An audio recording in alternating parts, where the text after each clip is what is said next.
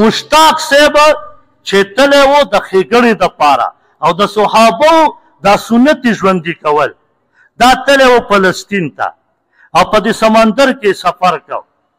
نو یو کس ته انکر دی هغه ویلی دي مړه مشتاق صاحب خو ځان ښوده او موبایل یې داسې لړه کړه او داسې په دنیا کې نوم جوړو نو ما ورته وویل چې هغه 6 ورځې په سمندر کې روان دی هغه خپل ځان خوده په مرګ کې د منټ د هغه مرګ و هغه ځان خوده ته ځه ته لاړ شه ته ځان مه ښیه ته لاړ شه فلسطین ته څه ورځ وه وغې له ورکه